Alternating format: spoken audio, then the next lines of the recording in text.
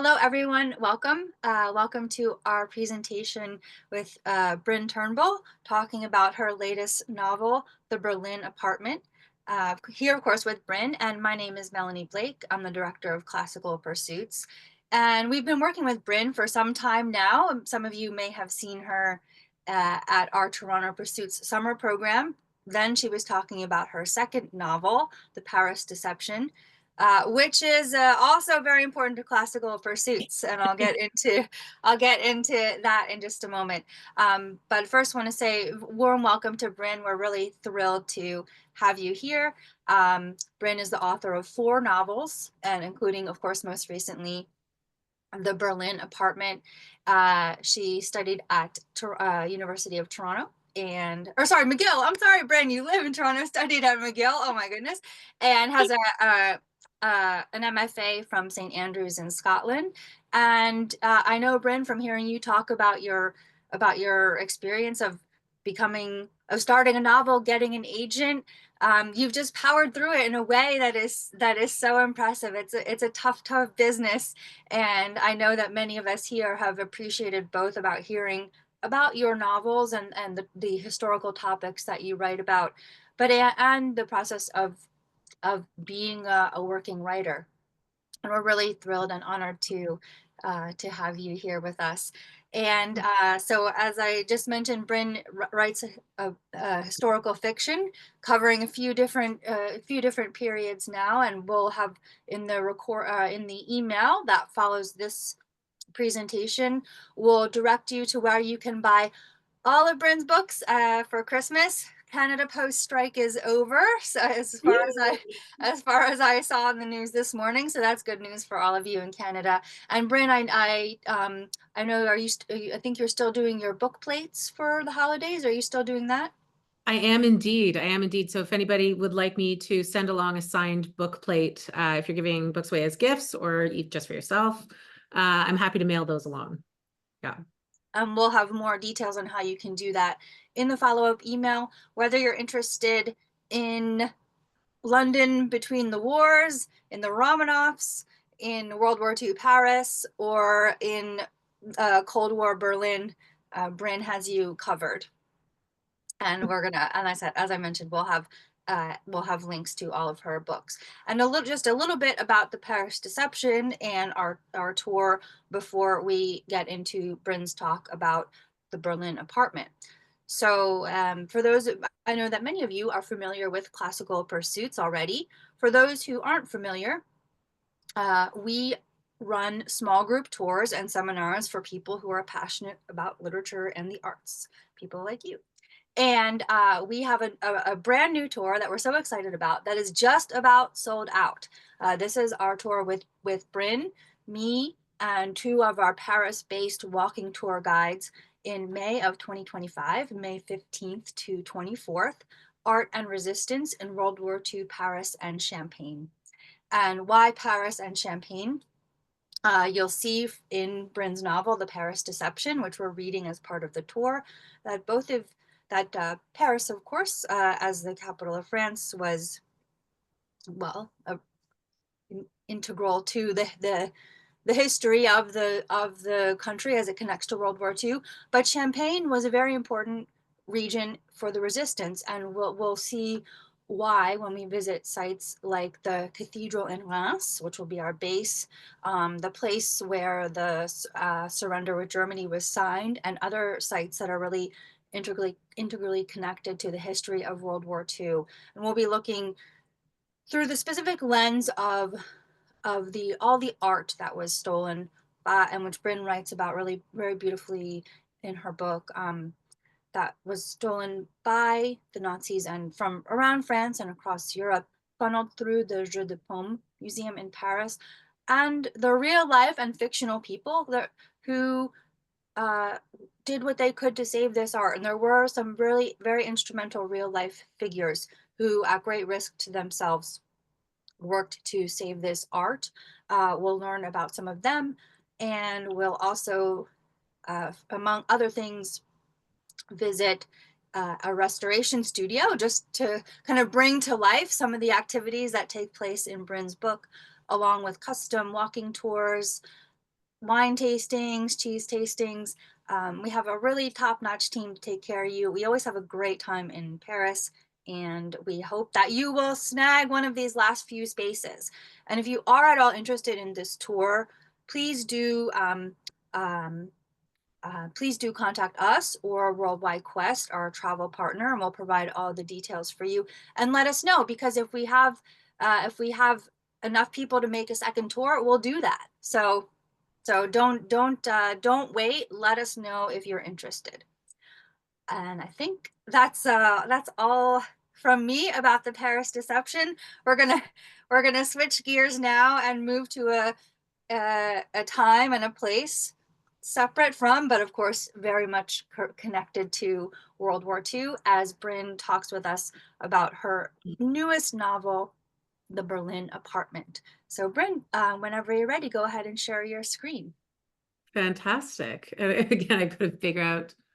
I know I can do this. I know I can share my screen somehow. 1 minute. Take your time. Sorry, I lost the little. Okay, start share. Here we go. See, I have a typewriter. I write with a fountain pen. I am not by any stretch of the imagination technologically capable. So thank you for bearing with me as I got that pulled together. Can you see my screen okay? Yep, there you go. And just if you could just keep your cursor kind of toward the bottom as we move through, that would be great. Fabulous, fabulous. So first of all, thank you to Worldwide Quest and Classical Pursuits, and to all of you for joining us tonight. And particularly to Melanie, because I feel like you have been like the greatest cheerleader throughout my writing career. And it's so exciting that we're finally going to be going on a really fun tour together. I'm so excited to be experiencing the City of Lights with you and with everybody else on our tour. And I think it's just going to be a really, really fascinating, really wonderful trip. So I thank you, and I'm very much looking forward to it. Tonight, of course, we're talking about a different city and a different novel. So before we get into all of it, I want to tell you just a little bit about myself and my books. As Melanie mentioned in the introduction, I write historical fiction. So my first novel was The Woman Before Wallace, which chronicles the life of Thelma Furness, who was a 1930s socialite and aunt to Gloria Vanderbilt, actually. She's best remembered for leaving her long-term lover, the Prince of Wales, in the trusted hands of her dear friend Wallace Simpson, when she sailed to New York City to support her sister in the most scandalous custody trial of the interwar period. And that decision to leave Edward in Wallace's hands, of course, led to a very important historical event known as the abdication. My second novel, The Last Grand Duchess, chronicles the final days, rather, of the Romanov dynasty through the eyes of Olga, who's the eldest daughter of Nicholas II and Alexandra Fyodorovna. And it follows her as she watches her world of privilege and power come crumbling down around her as the Bolshevik Revolution starts to take on steam. My third novel, The Paris Deception, charts the experience of two women living in occupied France during the Second World War. These two are sisters-in-law at serious odds, and they join forces to prevent Jewish-owned works of art from falling into Nazi hands. And once again, I look forward to exploring occupied France with some of you in May. But tonight, of course, we're here to talk about my most recent novel, The Berlin Apartment. It came out actually this past Labor Day, so it's still a very young little book baby. And it chronicles the lives of Lise and Uli, who are a newly engaged young couple whose future goes up in smoke when the Berlin Wall rises between them. This is a story of love, loyalty, and betrayal set on both sides of the Cold War divide. And it takes readers from Berlin's relative period of free movement before the wall came up, through the wall's erection and subsequent remodelings. Throughout the years, it charts Berlin's post-war history through the eyes of this young couple who hope that their love can survive in a world that seeks to tear them apart. Through West Berliner Uli, readers will experience capitalist West Berlin through the 60s, 70s, and 80s, as well as various rescue attempts inspired by the real-life West Berliners who risked life and limb to extract loved ones from behind the Iron Curtain. And with East Berliner Lise and her family, we see what life is like behind the Iron Curtain itself. Not only the control that was exerted by the East German government over the citizenry, but also the fashion, art, and culture of East Germany throughout the years. I find myself also drawn towards the importance of music, particularly actually the punk movement, in bringing down the Berlin Wall when I was writing this book, as well as the youth culture and themes of employment in the GDR and how it differed from from the capitalist West. And of course, what would any book about Cold War Berlin be without a healthy dose of the Stasi surveillance state? I'll get to that a little bit later. But first, I want to talk a bit about the inspiration behind the novel and kind of set the scene for the history of this fascinating city during this fascinating time period. The inspiration for this book came from two separate sources. And the first source of inspiration actually lay in the research I'd done for the Paris Deception. In that book, I wrote about two characters who were siblings who grew up in Berlin during Hitler's rise to power, who reject Nazism and they flee to France, where, of course, the war ends up finding them anyway. But in developing those characters, I did a lot of research about German children who grew up during the Nazi era and experienced that right-wing indoctrination through organizations like the Hitler Youth and the Bunde Deutsche Model. And I found that after I finished writing the Paris Deception, those children, the idea of those kids stuck with me. What happened to them when the war ended? How did growing up in such a harshly ideological society shape those kids? And what did it mean for them when that ideology crumbled? The second source of inspiration for the novel came courtesy of a podcast that I listened to during the COVID-19 lockdown, when I'm sure many of you remember, there really wasn't much else to do when leaving the house other than go on very long, long, long walks. My sister-in-law recommended a podcast to me called Tunnel 29, which chronicled the real-life exploits of a group of free university students who orchestrated escapes from East Germany. And it was kind of from those two sources that a picture started to grow in my mind of what my next novel would be. I could see a young man digging beneath the fortified barrier of the Berlin Wall and the young woman waiting at the other end for him. And I was so intrigued by this idea of this young couple waiting for their lives together to begin that I started writing. And this is the book that came out of it.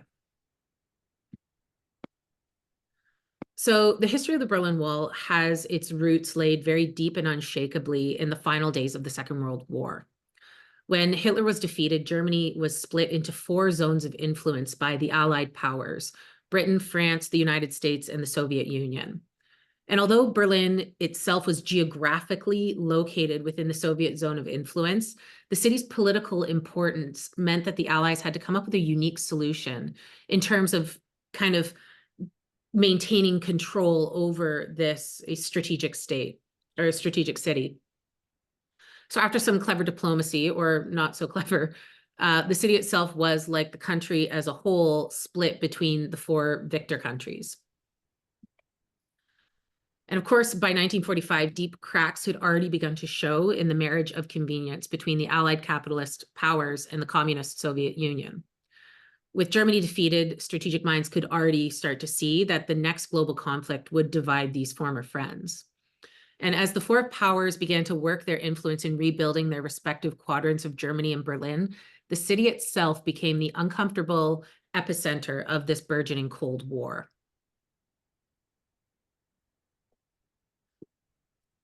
So given their proximity to each other, capitalist and communist forces alike kind of sought to use the city as a showpiece for the might and prosperity of their ideological way of life, with Berliners themselves located really by dint of their postal code, either in East or West, very much caught in the middle of this ideological struggle. But although this battle was playing out in their front yards, in the day-to-day lives of Berliners, the distinction really wasn't all that important. Up until 1961, the city experienced freedom of movement, with East and West Berliners able to cross what was essentially an invisible divide, with nothing more than the occasional inquiry from a border guard. You'd have to show your passport, but on the whole, your freedom of movement was not hampered. But as East and West Germany grew with the backings of their respective Allied powers into distinct states, so did those tensions between them. West Germany and West Berlin, with its post-war restoration funded predominantly by the might of the American dollar, It became a prosperous international calling card for capitalism, whereas East Germany at the same time began to build up its military and economic strength through the collective efforts, both willing and unwilling, of its citizens. And it's this phrase, willing and unwilling, that really sums up the ethos of the East German state. Like its Soviet benefactor, the German Democratic Republic, which was known colloquially as the GDR, was a very rigidly controlled, fiercely ideological communist state, which ascribed to this notion of a centrally planned economy designed to provide the necessities of life to each and every member of the worker and peasant state. And at first, the socialist and economic reforms implemented by East Germany seemed to work. You know, of all of the Soviet bloc countries, East Germany was the most economically successful, and it had a higher standard of living than its peers. However, the ruling Socialist Unity Party imposed very rigid controls upon the East German citizenry in order to achieve those successes. The party decided on behalf of its citizens what kind of education they received, for example, and the sort of work that they were to do.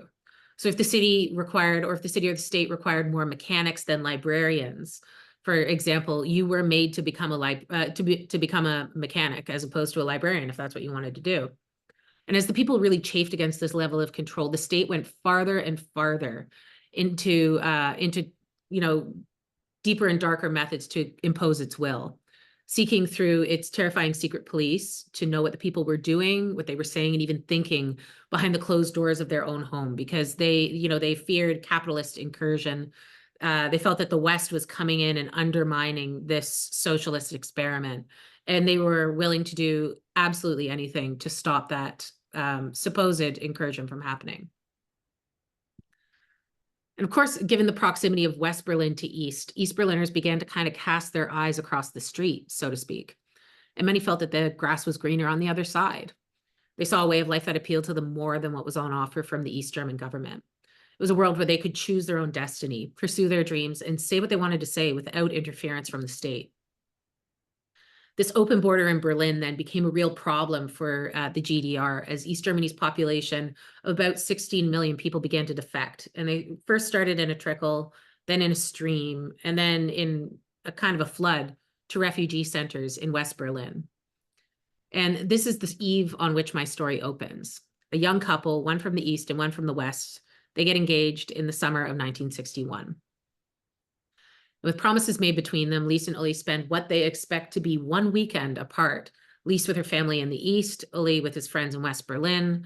But then something happens on the Sunday night, which changes not only the trajectory of their lives, but the lives of all Berliners and all Germans.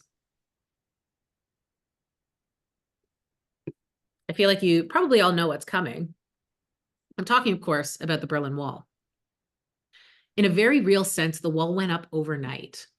Berliners woke up on the morning of August 14th, 1961, to find barbed wire running down the streets, just beyond the invisible border between East and West Berlin.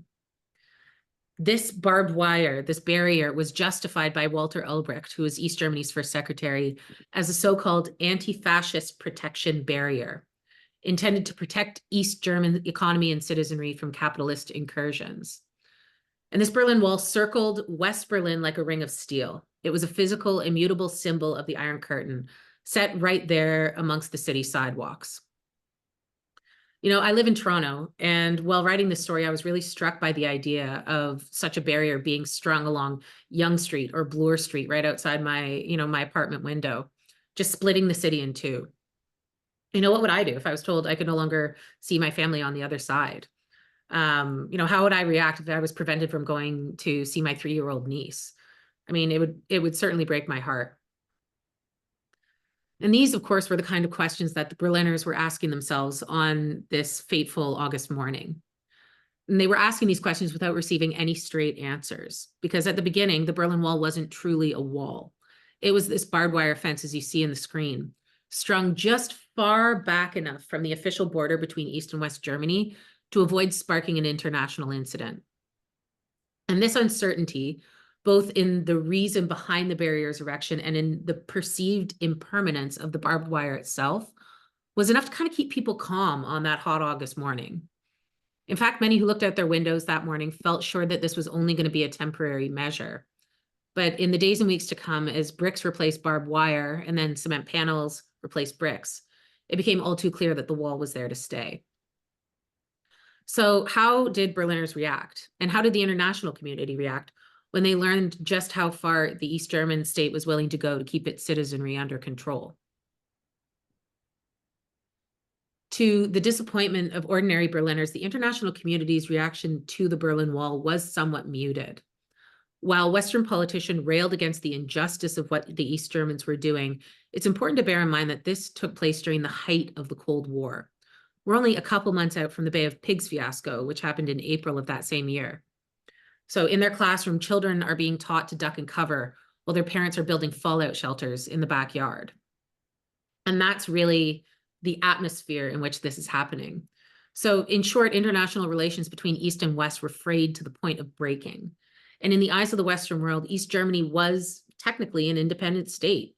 And although the erection of the wall was undoubtedly a provocation to those who valued democracy, the state was very meticulous in making sure that not a single police officer or border guard stepped a toe into West German territory, because that way they could say that they were technically acting within their rights as a country and imposing a control on their own citizenry. So for many Western countries, leaving people like Lise to their fate behind the Iron Curtain seemed a small price to pay to avoid nuclear annihilation, even if they were horrified personally by the actions of the East German state. So this meant that in many respects, East and West Germans were on their own when it came to finding a solution to the Berlin Wall, which is why we begin to see Berliners taking matters into their own hands. In the Berlin apartment, Uli and a small group of his closest friends hatch an audacious plan to rescue Lise and other loved ones from East Berlin by digging a tunnel beneath the Berlin Wall. And this is a storyline which was directly inspired by the heroism and dogged determination of a group of engineering students who studied at the Free University in Berlin. So during the 28 years of the wall's existence, over 70 tunnels were dug by those either seeking to escape East Germany or else rescue loved ones from behind the Iron Curtain. And of those 70 tunnels, only 19 were ultimately successful. The rest were stymied either by circumstance, the practical realities of digging, or political sabotage. And this is one of those tunnels on the screen here. That's actually Tunnel 29, which is the one that directly inspired Elise Tunnel. I set Elise Tunnel under Bernauer Strasse, where this real life tunnel still exists today, actually. And during backbreaking 12-hour shifts underground, these tunnelers worked tirelessly to excavate the ground beneath the Berlin Wall, careful to make sure that not only the tunnel itself didn't collapse and that there was enough fresh air to survive, but also that their work didn't attract the attention of the Stasi or the East German border guards. And these border guards actually set listening devices in the ground under the wall. And if any of these devices were triggered, they would simply drop grenades to collapse the tunnel and suffocate anybody inside. While over 300 people ultimately escaped East Germany through tunnels like Uli's, tunnels were not the only means of escaping East Germany. Many would-be refugees fled East Berlin by swimming Berlin's canals or hiding in the cavities of cars. Others found more intriguing methods of escape, such as flying over the wall in homemade hot air balloons and makeshift airplanes. Or by hiding out. One of the circumstances that I really enjoyed reading about was hiding in the hollowed out surfboards strapped to the top of a car, or also in shipping containers. And it's easy with the benefit of hindsight to look at these exploits and admire the determination and ingenuity of those who risked their lives to escape East Germany. But I do also want to emphasize that these aren't just the stories of plucky heroes, and we should take care not to make light of what they endured. During the wall's 30 years of existence, 140 people died or were killed as a result of trying to flee East Germany, most falling victim to the GDR's shoot-to-kill order that was given to the border guards. And these were people like 18-year-old Peter Fechter, who was shot by East German border guards when he tried to scale the wall near Checkpoint Charlie, and he bled out terrified and alone in the shadow of the Berlin Wall. Or Inga Kruger, who drowned in the spree trying to reach his fiancée, or Bernhard Lunzer, who missed the fireman's rescue net when he was trying to jump out of the upper window of a building on Bernauer Strasse. Those who escaped and who died in the attempt did so in countless novel and daring ways, but they all had one thing in common, which was a determination to flee from a country that couldn't give them the life that they wanted. Now we get to the juicy stuff. East Germany was a world that was marked not only by the brutality of East German border guards, but also by the invisible terror that was inflicted by the East German security state known as the Stasi. The Stasi were one of the most effective secret police forces in history, and they were responsible for knowing the deeds, words, and in some cases, the thoughts of the East German population under their control. Compared to the Russian KGB, which in 1990 numbered one agent for every 595 Soviet citizens, the Stasi had one agent for every 180 people, which meant that they were able to rely on a chilling efficiency in pursuit of their goal to craft a perfected surveillance state. And that 180, one officer agent per 180 people doesn't even take into account all the informants. So despite its terrifying reputation, the Stasi was in many ways invisible to the average East Berliner. Agents would conduct their activities in the proverbial dark, collecting information through surveillance techniques, which kept tabs on the citizens, but also had them questioning their very reality. They were masters of a psychological warfare called Zersetzung, which was a term meaning decomposition or disruption. And this sought to break down political dissidents and sow fear, confusion, and paranoia amongst those that it deemed enemies of the state. Today, we might call what the Stasi did gaslighting, but Zersetzung went so much farther. It was a form of silent repression, which included bugging people's phones, sabotaging their homes and their possessions, and even conducting smear campaigns meant to undermine the target's relationships with loved ones. So a target might unexpectedly lose their job or stop receiving invitation to friends' dinner parties. Their romantic partner might suddenly confront them with falsified evidence that they'd been cheating. These targets would return home to find things were exactly as they left them, except that the brand of tea in their cupboard was different from the one that they'd used that very morning. Or all the cups which they'd dried and put away, upside down, had all been turned right side up. So this was an insidious, psychologically damaging and very effective form of surveillance and of gaslighting, because with their very sanity crumbling around their ears, how could targets have any time for political subversion or escape attempts? They'd just be sitting there going, my whole life is falling down around me. After the wall fell and the Stasi record agency was opened, families broke apart because people discovered that their loved ones were passing information about them to the secret police. And, again, I can't help imagining how destabilizing it would have been to learn that, trusted husband or wife of 30, 40, 50 years had been passing information on you that whole time to the secret police force. So I do want to take a step back a little bit from the doom and gloom, because despite what I've told you, not everything about East Germany was uniquely negative. And there's something of a funny divide that I found in doing my research when I was talking to people who experienced East Berlin during the wall era. And it has to do actually with color palettes, because those who visited East Berlin from the West, they tend to tell me about how gray it was. They talk about how oppressive and dingy it felt, and that everything felt like it was kind of rendered in these shades of gray. But those who lived in East Berlin, by contrast, talk about how colorful things tended to be. The clothes, the home goods, the food, the products were all rendered in these bright, cheery colors, and they were all manufactured by East Germans in state-run factories that kept the country clothed and fed. In fact, East Germany viewed itself as a modern manufacturing country, not least out of necessity, because when the wall went up, trade links to the Western world, Western fashion and textiles as well, were severed. So accordingly, East Germany had to rely on itself and its handful of Soviet neighbors to manufacture whatever its citizenry needed. And this resulted in a national plastics and textile industry that grew in isolation from Western countries. I was absolutely fascinated by the East German economy, and I was able to kind of integrate it into the novel by looking at the country's fashion industry, where Lise ultimately ends up working. And this fashion industry, from fabrics to designers to distribution, was almost entirely homegrown. Like most consumable goods in the GDR, East German fashion was centered on plastic products. Synthetic fibers like Dederon, Wollprila, Vilset, and Malimo were used as a substitute for natural fibers like wool, linen, and cotton. And they were stocked in clothing stores like Présent 20. And according to more than a few East Germans, the clothes were moderately chic, and incredibly durable, but the trick was getting over the chemical smell that emanated from the fabrics, which apparently could give you a bit of a headache. So the height of East German fashion can be found in the pages of Sibylle, which was a groundbreaking magazine that presented highly editorial photos of East German models kind of out and about in East Berlin. This magazine was considered the Vogue of the East, and it offered sewing patterns to East Germans who wanted to dress beyond the proletarian ideal. Some women would sew their own fashionable outfits inspired by these patterns. Others would take the magazines to the dressmaker, and they would kind of explain what they wanted because they wanted to wear something that went against the collective grain.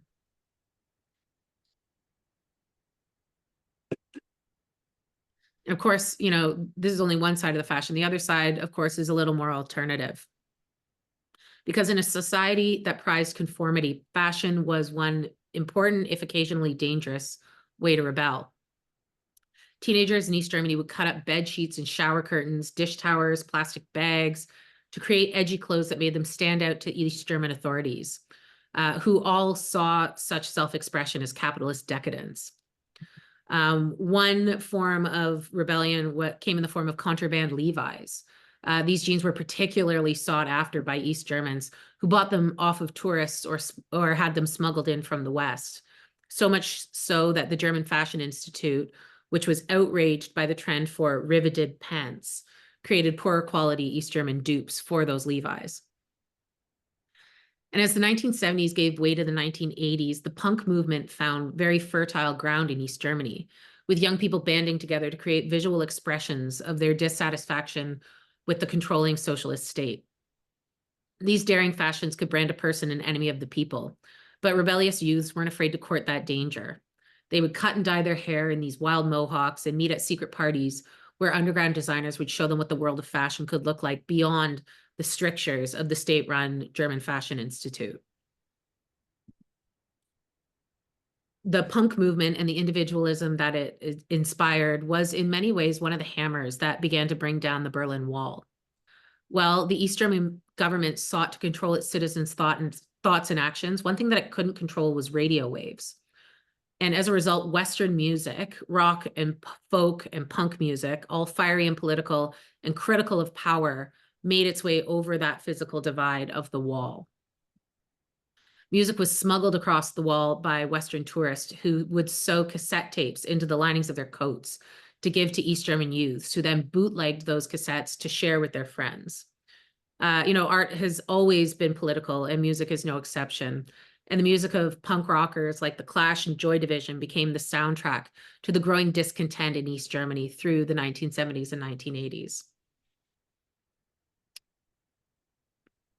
This discontent came to a boiling point on the night of November 9th, 1989, when a slip of the tongue by an East German minister on national television caused a chain reaction that became impossible for the government to stop.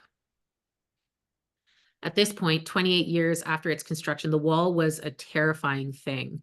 It was a hulking, hateful bulk which cut through 155 kilometers of German territory. The wall itself was actually made up of two walls. There was an outer wall which faced West Berlin and an inner wall that faced the East German people. And between those two walls was a landmined expanse of rake sand known as the Death Strip, along with 302 tall watchtowers manned 24/7 by border guards who again had shoot to kill orders. On the night of November 9th, 1989, East German spokesperson Gunter Schabowski made an announcement that East Germans would be free to travel to West Germany. And this announcement critically failed to make mention of the strict regulations under which those trips were to take place. The news was met with disbelief, initially by the East German citizenry, as well as by the border guards who'd been given these new orders. And this disbelief quickly transformed into action as one East Berliner, then another, approached the border checkpoints and were allowed to cross into the West. Within hours, these border checkpoints were overwhelmed by East and West Berliners who, after 28 years apart, were finally able to meet face to face. Berliners themselves were the ones who tore down the wall using their own hands and their home tools on a night that has been described as one of the most peaceful, joyous revolutions or street parties in history. I included this momentous historical event in the Berlin apartment when Lisa and Uli and the people who shaped their lives over those 28 years descend onto Brunauer Strasse to take part in that celebration. Just 3 weeks after the fall of the Berlin Wall in November 1989, US President George H.W. Bush and Soviet General Secretary Mikhail Gorbachev declared an end to the Cold War. And by October of the following year, Germany was reunited as a sovereign democratic state. And though the fall of the wall can't be considered the beginning of the end to communist rule in Eastern and Central Europe, it was without doubt the most momentous moment in its downfall. As the most enduring symbol of the Iron Curtain, the wall symbolized that split between East and West, and it stood as a symbol of tyranny to those who had lived in its global shadow. And its demise was seen very much as a new dawn in Europe. As an author of historical fiction who considers herself firmly entrenched in the early 20th century, it's very comforting to think about the sort of history that exists within the pages of a book. And more to the point, it's striking to consider that the wall came down in my lifetime and in, many of your lifetimes as well. And little though I knew it at the time, I lived through this momentous moment in history. But then that's the remarkable thing about history is we're always living through it, whether we're aware of it at the time or not. We're always living through events that future historians will write about and the sort of history that future readers will learn about and think, isn't that extraordinary? Isn't that wild that that actually happened? Because this wall to me feels and looks like such fiction. It doesn't look like it ever could have actually existed, but it did. And it shaped the lives of so many people who are still alive today. And I hope that The Berlin Apartment, my novel about love and life on both sides of the wall, serves as a reminder that we have a responsibility to shape our own history for the better. And thank you all so much for joining me for this talk. I feel like I've talked for quite a long time, so I'm going to stop for a minute. And if anybody has any questions, I am more than happy to answer them. Thank you, Bryn. Thank you so much. That was terrific. I will, so I'm going to turn off the recording now so we can kind of have a less formal Q&A. I'm sure that many of you have questions for Bryn. I'm just going to do that. And while I do that, Bryn, I kind of echo your sentiment.